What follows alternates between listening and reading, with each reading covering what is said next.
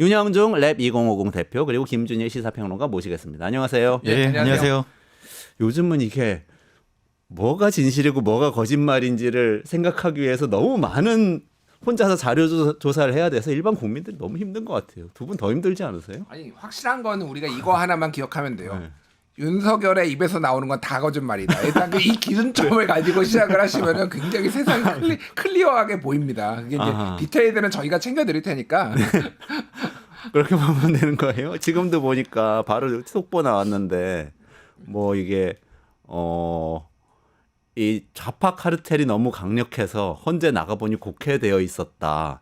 근데 젊은 분들께 너무 감사하다 이런 얘기했는데 이것도 다 거짓말인 거예요. 감사한 것도 거짓말인가? 뭐 감사하다고 생각할 수는 있겠죠. 감사할 수는 있겠다. 윤 대표님은 요즘 전국 어떻게 보세요? 저는 뭐 착잡합니다. 근데 다 거짓말이라는 말씀에서는 그게 물론 이제 반농담 삼아 하신 말이지만 저는 이제 그런 말들이 또 이제 나중에는 빌미가 될 것 같아요. 그래서 그 우리가 좀 차분하게 얘기하는 사람들이 그래도 좀 그 지켜야 될 선이 좀 있지 않나. 네네. 예, 그 저쪽 선을 마구 넘나드니까 넘나드는 게 늘 넘으니까 그 차분하게 대응하면 오히려 지는 것처럼 보이는데요. 그래도 길게 보면 꼭 그렇지는 않습니다. 가만히 네. 이게 낯선 장면인데 김준일 평론가님한테 지금 선 넘지 마라 이런 얘기 하시는 김준일 평론가님이 항상 그 역할을 맡았거든. 상대방이 너무 극단적으로 나오면 선 넘지 마라. 거기도 잘못이 있다. 이 얘기 하시는 역할인데. 아니 그런데 뭐 제가 이제 지적하는 게 뭐 이렇게 조금 세게 보이실 수도 있는데 제가 뭐 근거 없이 얘기하는 거 아니에요. 뒤에 우리가 다 얘기를 할 거잖아요. 네네네네. 그러니까 저는 진짜로 이걸 보면서 요즘 너무 피곤해요. 너무 피곤한 게 제 개인의 피곤함이 아니라 국민들도 피곤하실 거다. 그래서 이거를 디테일들을 하나하나씩 또 이게 스스로 살펴보시는 게 힘드니까 이렇게 훌륭한 방송 이원재의 끝내주는 경제 이런 거 보시면서 챙겨주는 팩트들 보시면 좋겠다 이 말씀 드린 거예요. 알겠습니다. 그러면 그 팩트 한번 챙겨보도록 하죠. 네, 윤석열 씨의 탄핵 심판 6차 변론이 헌법재판소에서 있었습니다. 여기서 나온 얘기 중에 제가 마지막에 어쨌든 충격을 받아가지고 이거는 꼭 여쭤보고 싶어요. 이게 진실을 가려야 되는 문제인지 모르겠는데 탄핵 자체가 공작이다 이렇게 주장을 하면서 곽종근 전 특전사 사령관 그리고 홍장원 전 국정원 차장 이 두 명이 공작의 시작이었다 이렇게 주장을 했죠. 직접 윤석열 씨 입으로 말을 한 거죠, 이 얘기를. 이제 탄핵 공작 음모론이죠. 그러니까 이게 놀랍지는 않아요. 왜 그러냐면은 지금 이들의 세계관에는 다 음모론적인 시각이 가득 차 있잖아요. 그러니까 이게 종북 주사파가 지금 나라를 망치려고 해서 내가 이거를 계엄을 했다. 그리고 부정선거가 있어서 내가 이렇게 했다. 뭐 이거 다 음모론이잖아요. 그러니까 종북 주사파가 지금 어디 있는지 저는 최근에 네가 뭐 잘 모르시는 분들도 있었을 텐데 수거 대상, 체포 대상 중에 메모에 그 최재형 목사, 명품백 준 최재형 목사랑 이석기 전 통합진보당 의원, 통진당 의원이 있더라고요. 최재형 목사가 그 디올백 예. 선물했던 영상에 나왔던 분이죠. 이들을 왜 체포를 하려고 했을까? 김건희 씨한테 디올백을 선물했던 분을 체포를 하려고 했다고요. 예. 왜 그랬을까요? 그러니까요. 그게 이제 메모가 추가로 나와가지고. 근데 이게 사적인 보복이 이제 일 수도 있어요. 그러니까 여러 명의 이재명 뭐 이제 뭐 무죄 좀 판사도 제가 해야 된다 막 이런 거 뭐 있었잖아요. 그러니까 제가 궁금한 건 그거예요. 그러니까 이석기가 왜 들어갔냐? 이석기라는 이름이 한 번도 안 나왔잖아요. 그러니까요. 이석기가 소위 말해서 내란 예비 음모로 통진당 사건으로 이제 해산되는 이런 사건이었죠. 그거에 대해서는 뭐 평가가 여러 가지가 있을 수 있는데 제가 말씀드린 거는 이석기 잡아다 족쳐가지고 야 니네 종북 주사파 니들이 이거 지금 나를 전복하려고 했지. 일종의 간첩단 조작 사건 같은 거 만들려고 한 거 아닌가. 근데 최재형은 그 중에서도 김건희 명품백도 있지만은 미국인이에요 국적이. 그리고 북한에 여러 번 가서 통일운동한다고. 네네네. 그러니까 너 북한 갔다 와가지고 김정은하고 내통했지. 그러니까 제가 이 얘기를 하는 이유는 이들의 세계관에는 다 음모론으로 가득 차. 이거는 방금 얘기한 건 제 추론입니다. 그러니까 왜 갑자기 뜬금없이 이석기가 들어가고 최지영이 들어갔는지. 그러니까 이 지금 탄핵 공작 음모론도 결국은 이런 음모론적 세계관의 연장이라는 거 하나. 또 하나는 세세한 팩트로는 더 이상 대적이 안 되는 거예요. 하다 보면 다 깨지잖아요. 또 다른 사람이 아니 네가 윤석열 당신이 시켰잖아요. 이렇게 윤석열 대통령이 이렇게 말했습니다. 이게 안 되니까 그냥 거대하게 퉁쳐버린 거죠. 저들은 이거는 종북 주사파들이 지금 이거를 우리 나를 탄핵하려고 하고 있다. 이런 것들을 지지자들한테 떡밥을 주는 거예요. 결국은 이거는 헌재 앞으로 다 뭉쳐라. 예, 이거는 다 종북 주사파가 법원, 헌재까지 장악했다. 결국 이건 저는 폭동 선동이라고 봐요, 사실상. 이거 자체가 또 내란 아닌가요? 만약에 그렇다면 헌법재판소를 부인하는 것인데, 근데 일단 팩트상으로 볼 때 곽종근 사령관, 홍장원 차장이 민주당 사람들 만나가지고 이거 뭐 다 조작해가지고 나 탄핵시킨 거다 이렇게 주장을 한 거는 사실이 아닌 거짓말인 거겠죠? 그러니까 이거를 거짓말이라고까지 굳이 진위 여부를 판단하는 것 자체가 좀 불필요한데요. 그러니까 우리가 뭐 수많은 종류의 음모론을 얘기를 하지만 가장 질이 나쁜 음모론 중에 하나가 사실 바로 입증이 어려운 그런 이제 음모론을 제기를 하면서 상대방에게 오히려 반증이 쉽지 않은 것들 이런 것들 얘기하는 거거든요. 예를 들어서 제가 사회자분께 지금 3프로 TV를 어떻게 망가뜨리기 위해서 음모를 꾸며가지고 끝내주는 경제를 최고의 프로그램 만들려는 음모를 꾸미고 있는 게 아니냐. 끝내주는 경제 시작한 게 3% 망하라고 그러는 거 아니냐. 그런 게 아니냐라고 음모를 제기했어요. 그래요. 그럼 어떻게 반박하면서 입증하시겠어요? 입증하기 진짜 어렵죠. 진짜 어렵. 그러니까 이게 그걸 어떻게 반박? 사실 이 발언은 굉장히 미리 계획된 발언이에요. 미리 계획된 발언이에요. 이걸 이렇게까지 많이 다뤄주고 이게 다뤄지는 건 불가피한 측면이 있는데 다뤄지는 걸 노린 발언이고 그리고 굉장히 애초부터 계획된 발언인데요. 그러니까 이 발언으로 인해서 헌법 재판 과정에서 윤석열 대통령이 얻을 수 있는 건 아무것도 없습니다. 왜냐하면 이거는 사법적인 재판에서 어떤 주장을 하려면 입증을 해야 되는 것이거든요. 우리한테 이게 말장난이나 뭐 싸움에서는 당신이 입증해봐라 얘기할 수 있지만 헌법재판 과정에서는 본인이 이 얘기를 입증해야 되는 것인데 사실 입증할 수도 없을 뿐더러 뭐 관련된 증거를 가지고 있지 않죠. 그래서 재판 과정에서는 절대 유리할 수 없는 불리한 진술인데요. 근데 이 얘기를 하는 것은 바깥에다가 분명한 신호를 주는 겁니다. 그래서 이 사람들이 탄핵 공작을 하려는 것이고 그래서 이제 나는 그 과정에 굉장히 억울한 희생자다 이 얘기를 하려는 것인데 중요한 것은 제가 한 가지 더 말씀드리면 중요한 것은 이겁니다. 이 사람들이 탄핵 공작을 할 거였으면은 그러니까 애초에 12월 3일에 윤석열 씨가 그렇게 할 이유가 없죠. 네. 제가 누차 12월 3일 왜 12월 3일이냐 계속 여러 차례 얘기를 했고 저는 이전부터 김건희 특검법이 가장 유력한 가능성이 있다라고 그때 얘기를 했었잖아요. 저는 이 방송에서도 한번 내란과 이 비상계엄의 가장 큰 역할을 한 사람이 장해찬 씨가 아닌가. 그때 막 한동훈 대표를 막 흔들어가지고 그때 친한계 이탈이 상당히 좀 우려되는 상황이 그 주에 있을 김건희 특검법에서 친한계 이탈이 우려되는 상황이었어요. 당원 게시판 논란 때문에요. 네, 물론 그것뿐만이 아니라 그 이후에도 이제 친한계와 윤석열 친윤 간의 이제 대립과 갈등의 얘기들이 나오고 있는데 오늘 박상수 전 국민의힘 대변인이 김종배의 시선 집중에 나와서 또 재밌는 얘기를 또 하시더라고요. 친한계 정치인이죠. 예, 친한계 정치인이죠. 그분이 한 얘기는 윤석열 대통령이 왜 도대체 12월 3일에 했는지 자기는 이해가 안 간다. 가장 본인이 안전하게 이런 일들을 벌이려고 했으면은 4개월 뒤에 하면 된다. 4개월 뒤에 문영배 재판관과 두 재판관의 임기가 만료되고 두 분은 대통령 몫이기 때문에 대통령 몫의 2명을 임명하게 되면은 본인이 어떤 짓을 벌여도 웬만해서 탄핵 인용이 되게 쉽지 않기 때문에 4개월 뒤에 해도 되는데 왜 그 타이밍을 골랐겠느냐? 자기는 그거를 김건희 특검법 때문이라고 보고 김건희 특검법에 대한 한동훈 대표의 입장 때문이라고 본다라고 얘기를 하더라고요. 그래서 이 본인이 자초한 이 탄핵 논란에 누가 공작을 했다 이런 얘기는 이제 불필요한 얘기인 것 같습니다. 그러니까.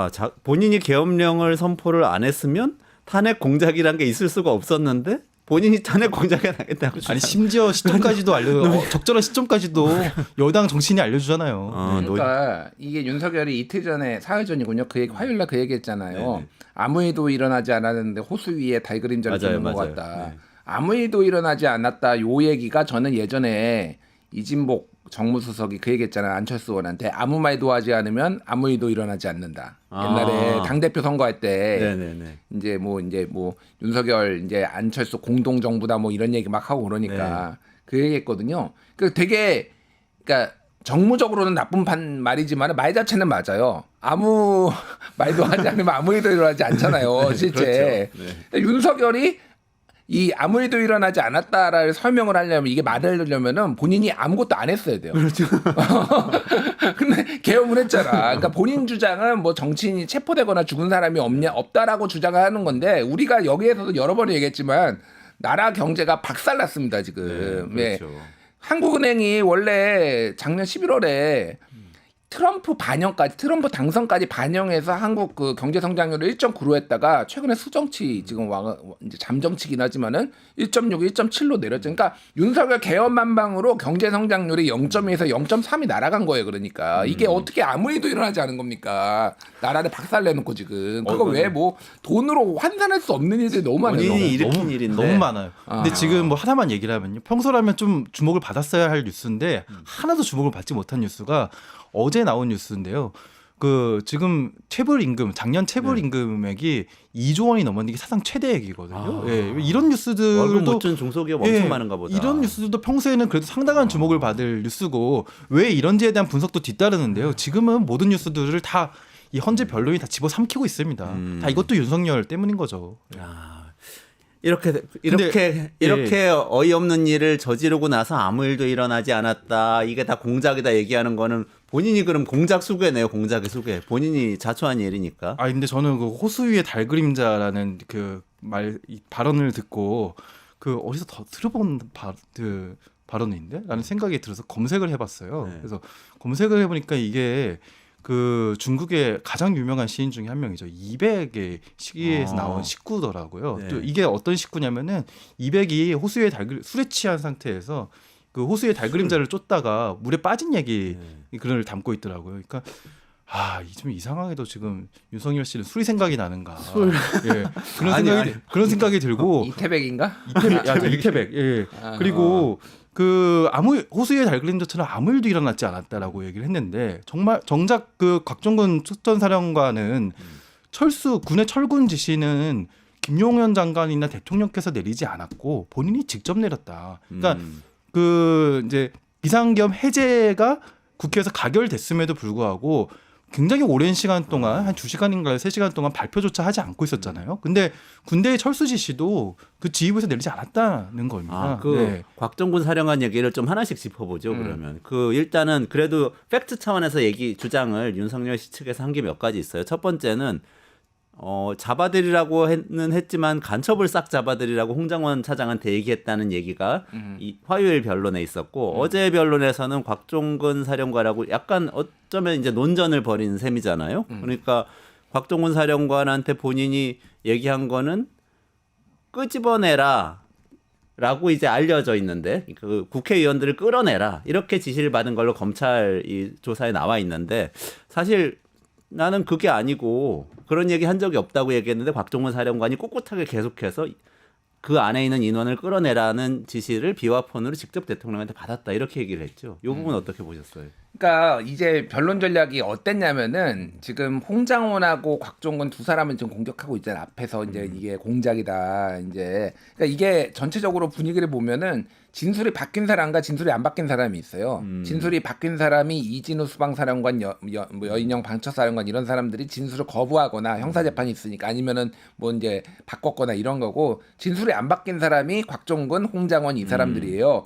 그러니까 두 가지 축으로 가는 거야. 하나는 아예 음모론, 공작 음모론, 탄핵 공작 음모론. 한쪽은 이 사람들이 말을 디테일한 거를 바꿔서 신뢰할 수 없다라는 얘기들을 계속적으로 해요. 예를 들면 이런 거예요. 곽종근 사령관이 이제 구치소에서 본인이 자필 진술서를 이제 써요. 이게 이제 옥중 편지 뭐 이런 옥중 메모 해가지고 이제 언론 보도도 나왔는데 이거 왜 썼냐고 물어보니까 이게 계속 이제 기억이 쇠퇴하잖아요. 퇴색되잖아요. 그러니까 이거를 일관성 있게 쓰기 위해 이게 말하기 위해 이렇게 썼다. 그리고 부하 직원들이 이렇게 공격에 처할 것 같은데 그런 취지로 얘기했어요. 그러니까 내가 이거에 대해서 명확하게 해야 될 것 같다. 이런 식으로 얘기를 했거든요. 근데 그 해당 자술서에서 뭐라고 썼냐면은 윤석열 대통령이 지시한 거를 부수고를 열고 그리고 끌고 나오라를 데리고 나와라. 그러니까 국회에서 진술은 이거를 부수고 끌고 나와라 이렇게 얘기했는데 이 자술서에서는 열고 데리고 나와라고 썼으니까 너 왜 부수고를 열고라고 쓰고 끌고 나와라를 데리고 나와라고 썼어. 그게 무슨 의미가 있습니까? 진술이 바뀌었다고 그걸 공격한 거예요. 아니 그걸 어떻게 솔직히 다 기억해요. 사람이 그 경황이 없는데 막 전화는 계속 오지. 부하 직원한테 이거 어떻게 합니까? 지금 들어갑니까? 맙니까? 하니까 뭐 무기를 써야 되나요? 지금 뭐 테이저건을 쏘나요? 많아요. 막 온 사박에서 김용현하고 통화하지, 윤석열하고 통화하지, 밑에 지금 그 저기 707 단 대장하고 통화. 그러니까 이거를 디테일하게 다 기억할 수가 없는데 이거 바뀌었으니까 거짓말쟁이네 이렇게 하는 거고 뭐 곽종근은 특히 뭐라고 했냐면은 윤 대통령 체면이 있는데 그래도 이렇게 막 아무 말이나 쓰면 안 되니까 부수고라는 거를 내가 순화시켰다. 열고 끌고 나오라를 데리고 나오라 순화시켰다라고 얘기하는데 하도 니들이 그러니까 이거 좀 그러니까 비속어 쓸게요. 하도 니들이 지랄하니까 이거 네, 이제 진실에게 가야 된다라고 해서 앞으로는 이렇게 얘기하겠다. 뭐 이런 식으로 얘기를 했어요. 예. 그런 톤으로 얘기했다는 그런 톤으로 거죠. 그 단어를 쓰진 않았죠. 지랄이라는 단어 섞겠습니까? 그러니까 저같이 이제 좀 양념을 치는 사람들이 하는 거죠. 뭐 그런 얘기를 했고 가장 이제 핵심적인 게 인원. 이게 이제 인원 맞아요. 요원 얘기했었잖아요. 그 전에는 요원 얘기했잖아요. 의원이 아니라 요원을 끌어내라 했다. 그러면 윤석열 씨 주장이죠. 요원이 스스로 이렇게 요원이 자기를 끌어내는 이제 이런 장면이 나와야 되는데 이제 그런 얘기 들은 적 없다라고 했는데 인원이라고 말을 했다라는 거예요. 실제는. 그러니까 곽종근도 의원이라고 얘기한 게 아니라 인원이라고 얘기를 했는데 이거는 의원으로 나는 거기서 알아들었다. 그 당연하잖아요. 그러니까 여러 국회에 있는 인원들 다 끌어내. 만약에 이게 그러면은 국회의원들 끌어내라는 얘기잖아요. 근데 윤석열 씨는 나는 인원이란 단어 자체를 쓰지 않는 사람이라고 그래야지 무슨 인원이라는 이상한 용어를 쓰냐 이런 식으로 지금 변론하지 않았어요. 그러니까요. 그렇게 해서 저는 말입니다. 예? 인원이란 말을 제가 쓰지를 않습니다. 라고 하면서 좀 이따 10초 뒤에 국회 본관의 거점으로 확보해 불필요한 인원을 통제한다는 목적으로 들어갔고요. 예? 7층 건물에도 굉장히 많은 인원이 있었습니다. 인원이 3번이 나와요. 얘기를 하는데. 얘기하고 바로 뒤에 얘기. 나는 인원을 안 쓴다고 그러니까 얘기하고 바로 뒤에요. 윤석열의 거짓말이 한두 개가 아닌데 옛날에는 거짓말이 하루 막 며칠은 갔어요. 이제 10초를 못 간다 이 거짓말이 지금. 그러니까 이게 인원을 맨날 쓰는 사람 옛날에도 뭐 여러 번 썼어요. 그러니까 전공의 파업 연설문에서도 인원이란 표현 쓰고 뭐 비상 민상 경제회의 모두 발에서 인원 쓰고 그래서 굉장히 많아요. 그러니까 뭐 예시간 게 아니라서 제가 말하는 거는 다 거짓말인데 어쨌든 이런 디테일한 것들을 꼬투리 잡는다. 그러니까 인원이란 말은 거의 쓴 것이 분명하고 그리고 그 상황에서 인원이란 말을 썼다면 그럼 무슨 인원을 빼내냐는 당연히 의원들이 아니면 다른 인원은 없잖아요 그 안에. 그러니까요. 본회의장 안에. 네. 그럼 일단 그거는 거짓말이고 그 다음에 자기는 정치인 체포는 절대로 입에 담은 적도 없고 지시한 적이 없다고 또 얘기를 했어요. 그 부분은 어떻게 보셨어요? 아니 그거는 지금 곽종근 특전사령관하고 홍장원 차장이 일관되게 그 얘기를 하고 있고 홍장원 차장은 또 정확한 명단까지 받아서 이제 받아 적었다는 거 아닙니까? 근데 지금 윤석열 측 변호인들의 윤석열과 윤석열 변호인 측 변호인들의 그 전략을 보면 굉장히 디테일한 부분에 있어서 진술이 그러니까 일관성이 부족하거나 아니면 말을 조금 단어를 바꾼다거나 약간 이런 부분들을 이제 찾아가지고 공격하는 방식을 쓰고 있습니다. 그래서 방금 뭐 붙잡아라 지시한 그 대목에서도 또 지난 화요일에 이제 홍장원 차장에게 그 변호인 측 변호사는 이제 보좌관이 받아 적었다고 진술을 했는데 맞냐라고 이제 물어본 다음에 그렇게 받아 적었다라고 하니까 자기가 보좌관한테 확인해 봤는데 자기는 그런 명단을 들은 적도 없고 받아 적은 적도 없다라고 확인을 했다. 거기에 대해서 어떻게 생각하냐라고 하면서 본인들이 이제 확인한 내용을 바탕으로 가장 강력한 공격 포인트를 찾는 거죠. 근데 바로 아까 이제 인원이란 말을 쓴 적 없다 막 이런 식의 표현들 혹은 이제 곽종근 사령관이 뭐 왜 부수고라고 열고 이런 식으로 표현 이런 것들을 이제 발언 찾아낸 것처럼 홍장원 차장한테도 그런 식으로 공격을 했는데 바로 뒤치기를 당했습니다. 그래서 홍장원 차장이 제 보좌관이 3명인데 3명 다 확인하신 게 맞나요? 라고 말하니까 김계리 변호사가 김계리 변호사 그거는 확인해 드릴 수 없습니다. 라고 답변을 하는 거죠. 그래서 이런 방식으로 계속 이제 전략을 쓰고 있는데 그냥 그러니까 이런 방식으로 쓰면은 유효타는 몇 개 나옵니다. 왜냐하면 사람 말이라는 게요. 기억에 의존하다 보면은 조금씩 달라질 수 있거든요. 그 달라진 포인트, 그러니까 이분이 검찰총장 출신이니까 피의자로 하여금 가장 불리하게 만드는 그런 포인트들을 잘 찾아냈던 사람이잖아요. 그래서 가장 이제 말이 엇갈린 부분, 일관성이 떨어지는 부분들을 주로 찾아내는데 저는 이제 그런 게 중요한 게 아니라 우리 큰 틀에서 좀 봐야 된다고 생각합니다. 그러니까 이게 원래부터 사전 공모가 잘 돼서 지금 여러 가지 막 당시에 급박한 상황들에 대한 증언들이 막 나오고 있는 거잖아요. 이게 굉장히 이례적인 거예요. 원래 잘 수행된 작전의 경우에는 홍장원 그 곽종근처럼 이탈자도 나오지 않고요. 그리고 완벽하게 입을 맞춘 상태에서 만약에 실패하더라도 이런 재판에 등장할 수 있습니다. 지금 이렇게 증거가 많이 나온 상황이 어찌 보면 이례적이라고 볼 수 있고 곽종근, 홍장원 차장 이분들이 증언하는 것 자체가 저는 대단한 거라고 생각을 하거든요. 만약에 그렇다 하더라도 현재 재판에서는 이건 재판이기 때문에 디테일한 부분 따질 수밖에 없지만 만약에 많은 것들이 입맞춰진 상태라고 하더라도 재판에서는 상당히 저는 이게 탄핵 결정이 날 수밖에 없다고 생각하거든요. 왜냐하면은 가장 결정적으로 군대를 투입한 곳이 헌법기관이었던 국회와 그리고 선관위였고 국회는 개헌법상 투입할 수 없는 곳입니다. 왜 투입할 수 없냐면은 탄핵 의결 해제 가결을 막기 위한 할 수 있는 권한은 국회밖에 없기 때문에 그 사전 승인과 사후 승인을 하는 절차가 있기 때문에 가면 안 되는 곳입니다. 그렇기 때문에 저는 이분들이 과연 어떤 이제 이해관계를 갖고 있는가, 저는 입장이 바뀐 사람과 입장이 바뀌지 않은 사람들이 어떤 차이가 있는지도 한번 잘 살펴봐야 한다고 생각합니다. 네. 근데 방금 말씀하신 그 대목에 대해서 윤석열 씨가 이렇게 변론을 했죠. 계엄 해제 의결 보고 바로 병력 철수를 지시를 했지 않냐. 2시간짜리 계엄인데 나는 법에 따라서 다 했는데 이게 무슨 내란이란 말이냐라고 얘기를 했어요. 방금 말씀하신 딱 그 부분인 것 같아요. 군 투입한 것도 방해하려고 그런 게 아니다 이렇게 얘기했는데 이것도 거짓말이죠. 어떻게? 네, 곽종근 사령관이 얘기를 했죠. 윤석열 대통령이 병력 철수하라는 지시 없었다. 그러니까 계속 미련이 남았던 거고 두 번, 세 번 다른 데서 또 얘기한 거는 2차, 3차 계엄할 수 있으니까 그게 아마 그 수방사령관이었나? 그한테 4번 통화했다. 검찰 공소장에 보면 그 내용 나오거든요. 뭐 굉장히 경로하면서 싹 다 잡아 총 들고 들어가서 하라고 그거를 이진호 수방사령관한테 했다라는 거를 옆에 수행장교가 검찰에서 들어서 윤석열 목소리가 전화기에서 나와가지고 너무 신기해서 내가 또렷하게 기억하고 있다 이 얘기까지 했는데 그러니까 이게 다 거짓말이에요. 그러니까 큰 의미가 없는 그런 상황이에요. 그러니까. 예. 그리고 곽정훈 사령관은 어제 그 얘기도 하더만요. 본인이 윤석열 대통령한테 비화폰으로 전화를 받았을 때 그때 이게 화상회의를 휘하에 있는 다른 간부들하고 화상회의를 하고 있었는데 그 소리가 다 들려서 간부들도 다 들었다는 거예요. 네. 그러면은 사실 검찰 지금 헌법재판관들이 질문하거나 하는 거는 다 검찰 기소의 공소장에 나온 얘기들을 확인하면서 질문하는 게 많잖아요. 대체로 그렇죠. 그렇죠. 소추인 쪽 변호인들도 좀 그런 것 같고. 그럼 그 얘기들을 사실은 곽정훈 사령관이야 이렇게 출석했던 증인들뿐만 아니라 지금 검찰은 광범위하게 수사를 했잖아요. 그럼 그 휘하에 있는 다른 지휘관들을 다 수사해서 그게 다 확인된 사실일 가능성이 높은 거죠. 예. 저는 그게 이제 녹취가 있을 가능성도 배제할 수 없어요. 일부는. 그러니까 이게 저는 곽종근이 일부러 그 대통령 음성 그 화상회의 켜놓고 했다라고 생각을 해요. 물론 얼굴을 보는 게 아니라 음성만 들렸다라고 해요. 네네. 그게 그 상황이 이제 다 볼 수 있는 상황은 아니고 막 작전이 돌아가고 있으니까. 그런데 왜 그랬을까?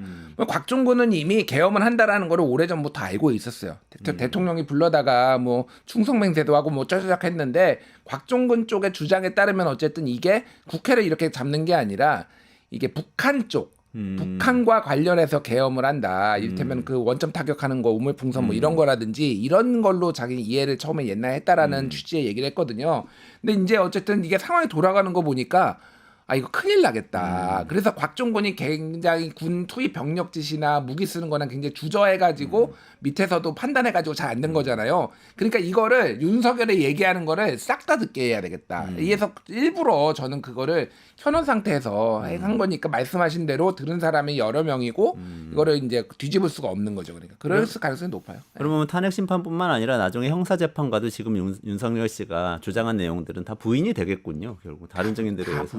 그러니까 증거가 너무 많아요. 이거를 부인하기에는 제가 보기엔 증거가 너무 많다. 저는 이게 분명히 녹취가 있을 가능성이 상당히 있다고 생각하거든요. 당시 그 화상이라고는 했지만 여러 곳에서 또 작전 수행 중이었고 그 발언이 들리는 현장이 굉장히 다양했기 때문에 녹음 버튼 하나만 누르면 녹음이 되는 상황이었잖아요.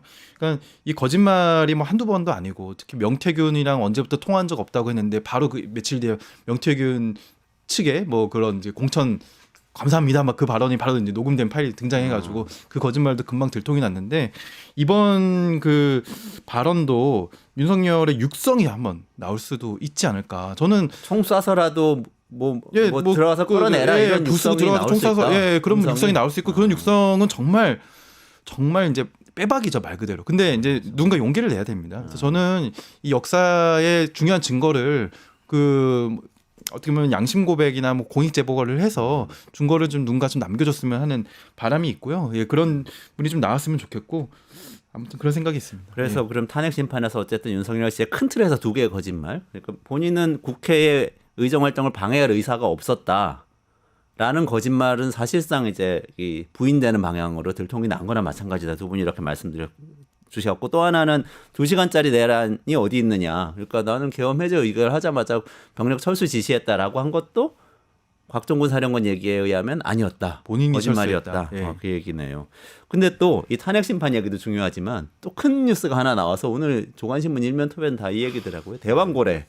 김준일 평론가님이 대왕고래 전문가 아니세요? 뭐 전문가까지야. 초기부터 이 얘기하셨는데 액트지요. 이거 그러니까 산자부에서 이 공식적으로 이거는 경제성 없다고 발표를 한 셈이죠. 저는요. 그런데 진짜 어떻게 재수로라도 잘 걸려서 혹시나 이게 그러니까 가능성이 0%는 아니니까 그러니까 그냥 확률이 낮을 뿐이지 20%라고 얘기했지만 그건 안 믿었어요. 저는 20%까지 될 수가 없다. 이건 전문가들 얘기 들어보면은 10%도 사실은 그렇게 낮은 확률은 아니다. 한번 찔러봤을 때 나올 가능성이 뭐 이런 얘기를 해서 운이라도 좋아서 진짜 터졌으면 좋겠다. 진짜 농담이 아니라 그렇게 생각했어요. 뭐 윤석열이 뭐 이거를 정치적으로 활용을 하든 뭐든 그게 좋은 거잖아요. 나라에는. 근데 이게 이제 너무 빨리 좀 뽀록이 났죠. 그러니까. 근데 이게 오늘 보면은 거의 조선일보는 이거를 1면에도 안 쓰고 14면에다가 썼어요. 아, 그래요? 다른 데는 다 거의 다 1면에 썼거든요. 이거. 동아일보, 중앙일보 다 1면에다 썼는데 조선일보 안 기사를 봐서. 조선일보가 14면에 썼다 이거를. 중앙일보 일면이더라고요. 동아일보랑. 동아일보도 일면은 그래요. 근데 이제 중앙일보 그 안에 있는 그 해설 박스 기사가 너무 재밌더라고요. 제목이 뭐냐면은 이거는 읽어드려야 돼. 예. 제목이 이거예요. 중앙일보 안에 있는 해설 기사. 단독 이렇게 뭐 붙여졌는데 11조 화살표 4개월 뒤 2천조 윤석열 대왕고래 보고에 동공 흔들. 눈알이 돌아갔다. 11조에서 2천조가 무슨 뜻이에요? 그러니까 석유공사에서 이거를 이게 히스토리를 알아야 되는데 우드사이드라는 호주 업체가 원래 같이 일을 했어요. 예전부터 동해 계속 찔러봤을 거 아니에요. 옛날부터 우리 거기서 이제 가스 한번 나온 다음에 좀 가능성 있나 근데 우드사이드에서 철수하기로 한 거예요. 가능성 없다. 그러니까 석유공사 입장에서는 이거 내년에도 사업해야 되는데 그러니까 급하게 찾은 게 액트지오라는 약간 그 회사 네네. 그냥 그 집만 있고 1인 기업 그리고 브라질로 지금 튀었어요 지금. 아, 그때 브라질로 4년 동안 안 나타난다 그 기사까지 나왔잖아요. 40억인가 받았거든요. 그러니까 이거는 우리나라 정부에서 40억 준 거죠. 40억을 줘가지고 이 정당성 근거를 만든 건데 이건 윤석열이 시켜서가 아니라 석유공사 입장에서는 계속 파야 되는데 그러면은 뭐가 있어야 되죠. 근데 우드사이드라는 거대 회사가 이거 경제전망 없어라고 하니까 급조해가지고 만든 거예요, 사실은 이거를. 그러니까 누구라도 지금 해가지고 그래야지 예산을 받을 수 있으니까. 그런데 이거를 사실은 그래서 자기네들도 소박하게 이거 진짜 터지면은 한 11조? 석유공사에서 요렇게 했다라는 거예요. 아, 처음에. 근데 윤석열이 이거를 보고 받은 게 그때가 총선 직후였고요. 그때 한국갤럽 기준으로 지지율이 21%까지 떨어졌어요. 아. 이제 뭐 총선 지고 나서 한번의 막 일이죠. 떨어졌잖아요. 그때 막 디올백 이슈도 있고 최혜병 이슈도 뭐 재상병 있고 그리고 그때 네이버 관련해서 라인 가지고 왜 우리 맞아요. 정부 제대로 안 하느냐 막 이런 거 네네네네. 있으니까 이걸 윤석열이 보고 눈이 번쩍 됐다라는 거예요. 아, 뒤집을 수 있겠다. 예. 그래서 산자부를 이제 끌어들여 가지고 이거를 자기가 직접 발표하겠다라고 해서 그게 최대로 희망 회로를 돌려서 2천조까지 이제 나오게 돼. 그러니까 그래도 11조를 2천조로 만드는 거 그 양심상 경향신문 제목이 대국민 스캠이다 이건. 대국민 스캠. 아니 동아일보 사설도 뭐 사기라고. 딱 사설 제목 사기더라고요. 대국민 사기극. 그러니까 이게 뭐라고 저는 그러니까 뭐라고 아예 0%라고 생각하진 않아요. 그런데 이거는 원래대로라면은 보통은 이런 거는 보도자료 한 장 내는 게 일반적이었어요. 그렇죠. 네. 그리고 만약에 조금 더 가능성이 있으면은 산자부 장관이 브리핑을 하고 정말로 이제 석유가 꽂아서 나오기 시작하면 그때 대통령이 하는 게 그렇죠. 맞잖아요. 네. 이게 프로세스였거든요. 네. 과거에. 그렇죠. 근데 이거를 윤석열이 정상회담 할 때 발 벗고 버선발로 와가지고 하고 정상회담이라고 또 갔어요 중간에 이게 그때 당일날. 기자회견. 그랬었나요? 예, 정상회담 중간에 중이었어요. 왔다가 갔어요. 예, 정상회담 중에 그 정도로 이게 급조됐다. 2,000조로 뻥튀겠다. 이게 뭐 그 어느 탐사 프로젝트도 당연히 0%는 없거든요. 네. 이게 뭐 0%는 아니었고 뭐 그 거기서 이제 판대에서 나오길 바랬고 뭐 이렇게 말씀하시는 분들도 많은데 저는 그 전에 이 사례는 우리가 좀 잘 되새겨봐야 될 것 같아요. 이게 정책 커뮤니케이션에 있어서 그 어찌 보면 교과서에 나올 법한 사례가 하나 만들어진 거거든요. 교과서에 나올 법한 잘못된 사례겠죠. 그렇죠. 잘못된 사례. 네. 좋은 사례는 당연히 아니죠. 특히 당시 이제 배경 설명 잘 해주셨는데 총선 직후에 저는 그때 갑자기 국정 브리핑이라는 걸 한다 그래서 뭐 의정 갈등이나 아니면 인구 관련된 부처 설립이나 이런 거 갑자기 국정 발표라 그래서 국정 브리핑 예. 1호 했어요. 그때. 예, 브리핑 처음으로 심지어- 그런 식으로 브리핑했잖아요. 예, 국정 브리핑 1호 회에서 당연히 그런 거 발표하는 줄 알았습니다. 정치적인 사안들 막 최상병 이런 거 안 할 줄 알았고 국정이라 그래서 그런 거 할 줄 알았는데 좀 의외의 것이 얘기가 나왔잖아요. 근데 보통 이제 아까 그 액티지오를 선정하는 과정도 이거는 약간 이제 그 부처에서 예산을 타기 위한 여러 가지 이제 과정 중에 하나였던 것 같고 꼭 그게 아니더라도 산자부나 석유공사에서는 이런 일들을 주기적으로 합니다. 주기적으로 하는데 윤석열 대통령이 갑자기 꽂힌 거죠. 갑자기 꽂혀가지고 마구마구 끼워서 이렇게 하다가 이제 어떻게 보면 본인이 자충수를 둔 것이고 또 본인이 자충수를 둔 건데 요거 하나만 더 짚고 넘어갈게요. 네. 어젠가 그저께 국민의힘에서 보도자료를 하나 냈었습니다. 그래서 공격하는 보도자료인데요.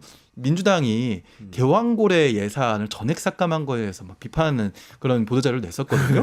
지금 뭐 하루 이틀 예상치 못하고 산자부 예. 발표 하루 전에 보도자료 그렇죠. 낸 하루 전에 거잖아요. 보도자료를 냈었습니다. 그래서 이런 사안들조차 좀 정치적 사안으로 만들어서 저는 굉장히 나쁜 사례인 게 저는 뭐 꼭 찬성하지는 않지만 석유공사가 그래도 새로운 석유 시추 프로그램들을 할 수 있다고 생각하거든요. 또 때로는 굉장히 전략적으로 해야 되는데 이게 앞으로의 이런 일들을 할 때조차도 지금 이게 정쟁화되고 또 잘못된 정치화가 된 사례이기 때문에 앞으로의 사업에서 상당한 지장이 생겼다라고 생각을 이렇게 합니다. 좀 확률적으로 이 위험이 큰 프로젝트는 어쨌든 하긴 해야 되는데 조금씩 조용히 하는 거잖아요. 그러다가 좀 확실해질 때 대통령이나 이렇게 비중 있는 발표를 하면서 이제 국민들이 여기 관심을 가지도록 해줘야지. 안 그러면 이제 진짜 사기극이죠. 다 저게 되나 보다 하고 믿고 있다가 지금 한 반년밖에 안 됐는데 이렇게 전혀 근거가 없는 얘기였다는 2,000조 원 날아간 거잖아요. 국민들 입장에서는. 그런 상황이 됐다는 어이없는 일인데 여기서 저 좀 딱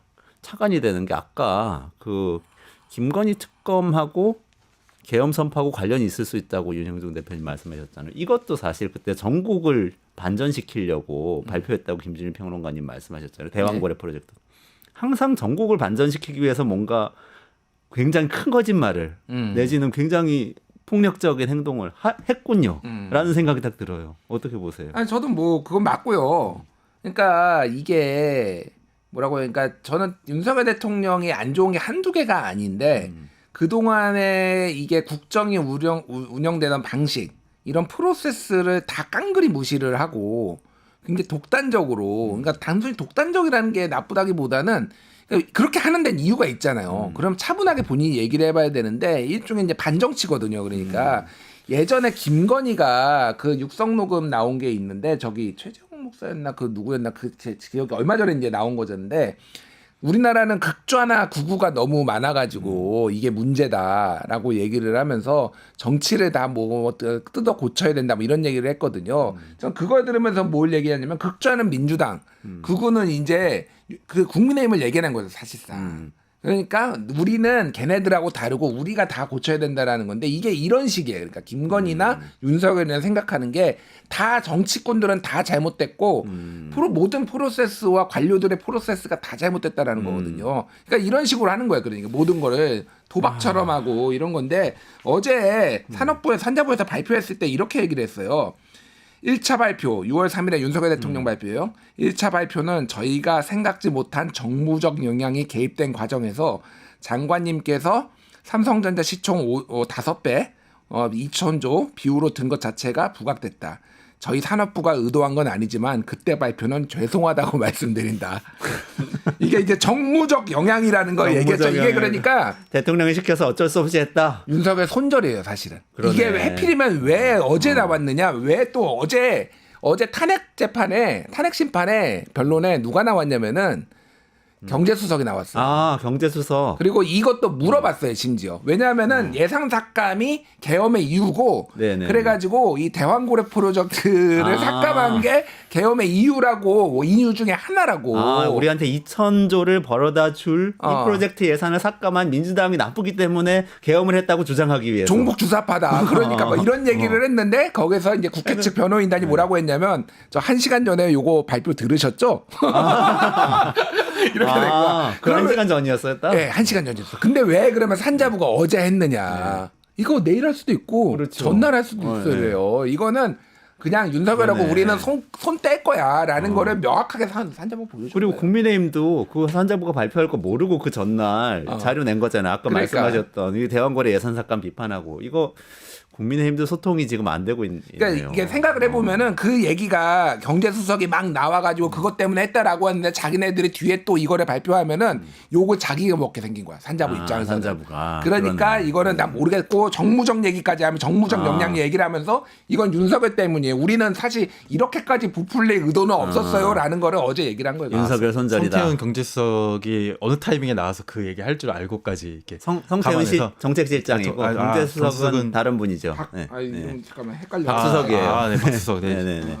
미안합니다. 성태훈 실장 그렇군요. 미안합니다. 네. 그 국민의힘 관련해서 제가 조금 그러면 한 가지만 더 여쭤볼게요. 지금 어쨌든 산자부하고도 소통이 안 될 정도로 국민의힘이 이렇게 좀 저는 약화돼 있다는 느낌을 받았어요. 거꾸로 국민의힘이 막 전국을 주도하는 것 같았는데 지금 이걸 보니까. 근데 한편으로는 지금 뭐가 지금 불거졌냐면 최상목 권한대행이 경찰청장까지 임명을 할 것 같이 지금 이 경찰청장 임명 직전이죠. 지금 후보자가 나온 상태죠. 그런 상태인데 최상목 대행이 국회에다가는 또 이거 내가 인사를 고른 게 아니다 이렇게 얘기를 해서 논란이 되고 있잖아요. 행안부하고 얘기를 한 거다 그랬는데 서로 다 아니라고 그래서 지금 윤석열 씨가 이것도 임명하는 거 아니야 하고 많은 사람들이 얘기하고 있어요. 그러니까 국민의힘이 계속 얘기했던 게 행안부 장관, 국방부 장관 공석으로 두지 말고 빨리 임명해라라고 했는데 지금 장관은 임명하기가 좀 너무 부담되니까 지금 경찰청장을 한 거잖아요, 지금. 그러니까 이게 웃긴 게 본인이 한 게 아닌데 본인이 임명하려고 하면은 그러니까 소극적으로 권한을 행사하는 거잖아요. 그게 네. 바로 헌법재판관이에요. 헌법재판관 임명을 해야 되는 거예요. 그러니까 소극적으로. 마은혁 재판관. 마은혁. 그러니까 이게 기준이 없어요. 지 맘대로 해 그러니까 이게 말이 됩니까 이게 지금? 국회가 선출한 헌법재판관은 임명할 수 없다. 근데 경찰청장하고 고위직들은 내가 임명할게요. 이렇게 얘기했다는 거죠. 그러니까 뭐 이제 치안 공백 뭐 이런 거 얘기하겠죠. 근데 헌재도 공백인데. 뭐 그렇게 따지면은 헌법재판은 지금 뭐 공백 아니에요? 나라가 공백이야 솔직히 얘기하면 지금. 그러니까 그거를 빨리 단축시키기 위해서라도 지금 이거 탄핵 심판을 빨리 해야 되는 거. 누구의 유불리를 따지지 않고. 그러니까 맞는 게 하나도 없어요. 예, 최상목은. 최상목 대행 굉장히 심각하네요. 근데 그건 어떻게 보세요? 윤석열 씨가 지금도 인사권을 행사하고 있다. 기존의 비서실을 통해서 이런 주장이 지금 있는 거거든요. 근데 국민의힘이 이거 주도한 것 같지도 않아요. 또 보니까 최상목 대행도 자기가 주도 안 했다고 그래요. 누가 했죠 이 인사를?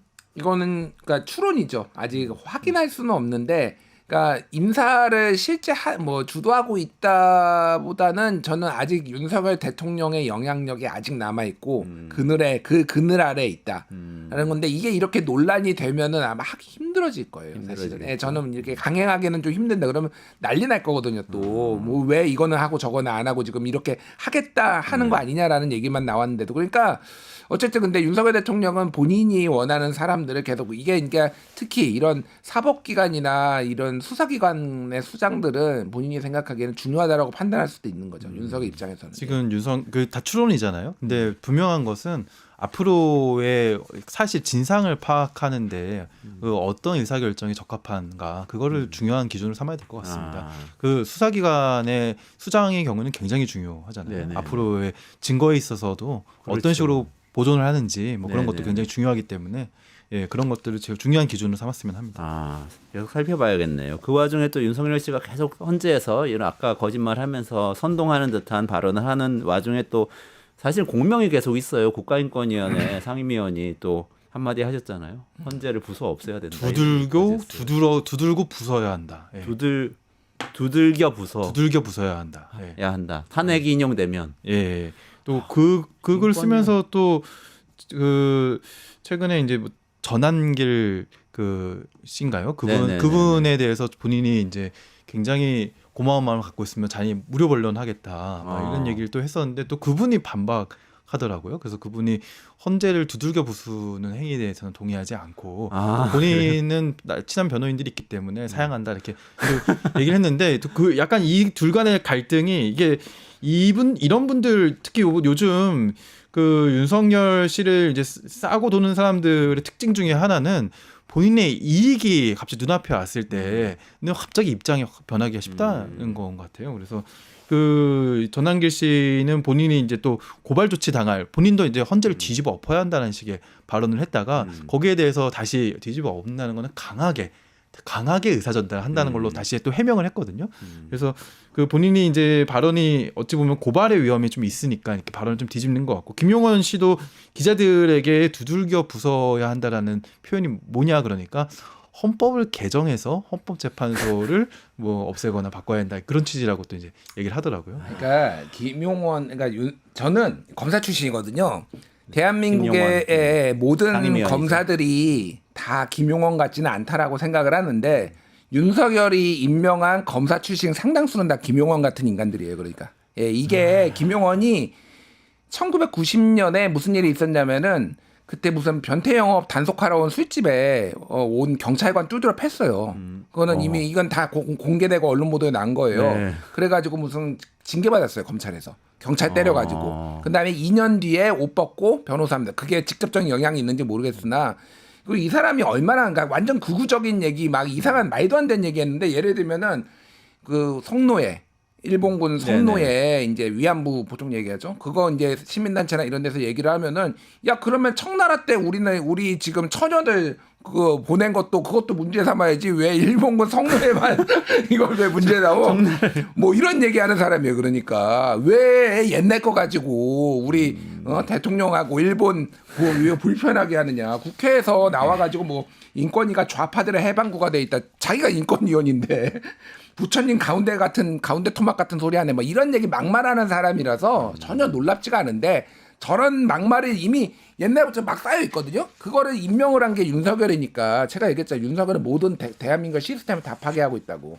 그러니까 좌파냐 우파냐 문제가 아니에요. 그러니까 이게. 그러니까요. 당연하죠. 헌법재판소라는 건 우리 헌법의 최후의 보루인데 이걸 부수자는 거는 뭐 보수가 할 수 있는 이야기는 절대로 아닌 거죠. 말도 안 되는 얘기인데 어쨌든 오늘 윤석열 거짓말부터 시작해서 거기에 공명하는 사람들의 이 잘못된 행태까지 다뤄봤는데 마지막으로 그래도 우리 이재명 대표의 정책 변화에 대해서 얘기하고 넘어가야 될 것 같아요. 중도 실용 노선 걸면서 몇 가지 얘기했는데 반도체 특별법 얘기 있었고 또 상속세 이 세법 개정에 대한 얘기가 있었습니다. 어떤 얘기인지 윤 대표님 좀 정리를 해주시죠. 네, 뭐 몇 가지 내용들이 있는데 시간상 뭐 간단하게만 말씀드리면요. 최근에 뭐 기본 사회에 대한 입장 변화라든지 뭐 그 이른바 우클릭이라고 보여지는 행보들이 그 있었다라고 보도가 좀 나왔고요. 최근 뭐 한 주 동안에는 반도체법과 관련해서 물론 이재명 대표는 그 민주당 정책 디베이트라는 걸 열어서 찬반 그 패널들의 입장을 토론회 형식으로 듣는 자리를 가졌고 그 자리에서 이재명 대표는 좌장 역할을 하면서 사회를 봤습니다. 네, 그때 발언 중에 하나가 이 사람들 그 반도체 노동자들 중에서도 고소득 연구직에 한해서 그 사람들이 원할 때 52시간을 좀 풀어주는 거에 대해서 그 자신에게 이제 지문이 왔을 때 자기가 거기에 대해서 그게 왜 안 되냐라고 안 된다라고 마땅히 답변할 수 있는 근거를 못 찾았다라는 반언을 해서 이게 대표적인 우클릭의 사례로 좀 꼽혔었고요. 그러니까 그 주장을 한 게 아니고 사회 보면서 그렇습니다. 그 발언을 한 건가요? 뭐 그게 언론에 많이 보도가 됐군요. 네, 근데 물론 그 정도의 발언으로도 당연히 이제 그렇게 보여질 수 있는 측면은 당연히 있고요. 또 하나는 뭐 최근에 이제 법인세 관련해서 이거는 이재명 대표가 직접 언급한 건 아니지만 민주당 쪽에서 법인세가 아니라 상속세 관련해서 임강현 의원이 원래 작년에 낸 법안이 있습니다. 네네네. 그 법안을 지금 이제 다시 추진하겠다라는 민주당 쪽의 입장이 알려지면서 이것도 이재명 대표의 대표적인 우클릭 사례로 보도가 되고 있습니다. 그 윤석열 정부에서 상속세 완화한다는 얘기했었는데 그거하고 비슷한 내용인가요? 다른 내용인가요? 다른 내용인데요. 그거 뭐 김준일 대표님 말씀 듣고 저도 조금 더 설명. 네네네. 코멘트 해주시고 예. 마지막에 정리해주시고 마무리해야 될 것 같아요. 어떤 거? 지금 이재명의 실용주의 노선. 그건 아는데 네네. 디테일하게 상속세?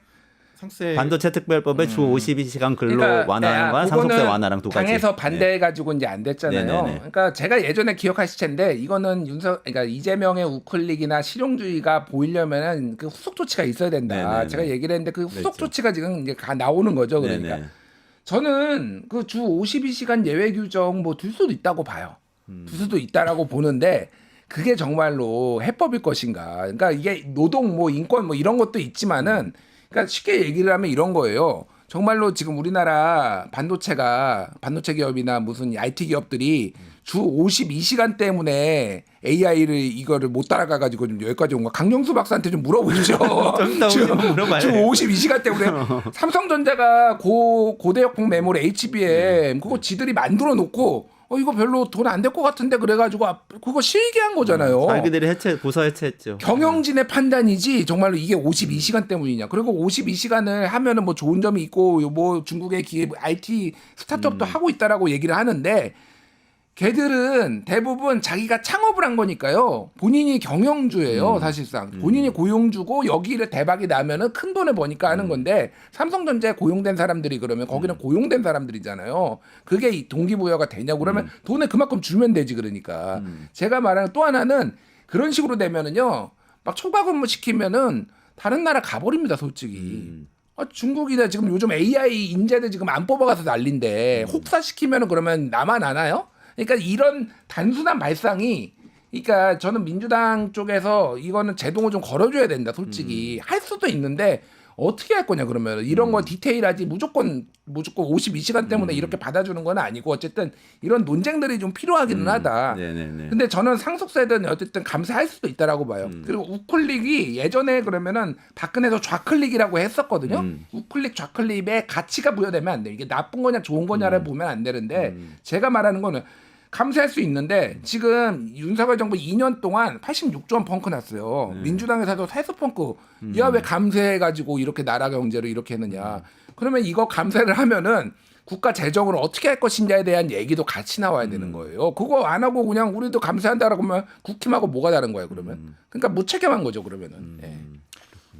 예, 저는 우리가 전체적인 기조로 어느 방향을 나아가느냐에 대한 얘기랑 구체적으로 어떤 사안에 대한 입장을 좀 구분해서 봐야 된다고 생각을 하고요. 민주당에서 잘한 부분도 있고 못한 부분도 있습니다. 방금 말씀하신 뭐 세수 펑크 문제나 이런 거에 대해서 윤석열 정부의 뭐 법인세 인하라든지 상당수의 세수 감소에 대해서 상당히 비판했었고 원복시켜야 된다는 얘기도 상당히 했었던 반면에 물론 그런 거에 있어서 좀 의지가 부족했거나 뭐 입법까지 가지 못했던 측면은 분명히 있었습니다. 근데 그것과 별개로 지금의 이제 상속세와 52시간 얘기는 제가 조금 하고 싶은 얘기가 있는데 짧게 해드릴게요. 일단 68시간에서 52시간 됐을 때 이거에 대한 논쟁이 저도 사실 그 논쟁에 참여했던 사람이거든요. 굉장히 비합리적인 행정 해석 때문에 68시간이 유지되고 있었는데 그러니까 한마디로 얘기하면 우리나라는 법률적으로 일주일이 5일이라고 해석하는 나라였어요. 예. 그래가지고 이제 그런 그래 비합리적인 행정 해석을 폐기하는 즉시 68시간이 52시간이 된 건데요. 근데 문제는 16시간이라는 급격한 변화였던 거예요. 이거는 뭐 진보나 노동계에서도 어느 정도는 인정하는 겁니다. 왜냐하면 우리가 그때 탄력 근로제라는 거를 왜 도입했습니까? 왜 확대했습니까? 사실 52시간 후속 입법이었거든요. 그러니까 이게 우리가 굉장히 선명한 진보적인 의제를 내던지는 건 좋은데 그걸 달성하기 위한 전략은 상당히 유연해야 된다는 거예요. 그래서 최저임금하고 좀 비슷하네요. 예, 그래서 최저임금도 1만 원도 한 번에 싹 68시간에서 52시간으로 싹 줄었던. 점진적으로 가면은 충분히 여러 가지 것들을 고려하면서 갈 수 있었던 것이었습니다. 그래서 이렇게까지 논란을 일으킬 필요가 없었던 것이고 물론 지금 52시간의 예외 조항을 만드는 것도 상당히 신중해야 된다고 저는 생각을 합니다. 근데 이게 마치 하나의 도그마처럼 52시간 1만 원 이런 걸 하나로 이 기준을 넘으면 무조건 선을 넘는 것이다. 사실 이건 아니거든요. 저는 이런 태도가 오히려 정책적으로도 조금 지양해야 되는 태도가 아닌가. 우리가 정치도 굉장히 극단화되고 있잖아요. 정책적으로도 뭐 하나의 숫자 같은 걸 도구화하는 그런 태도는 좀 지양해야 되지 않나. 지양해야 되지 않나.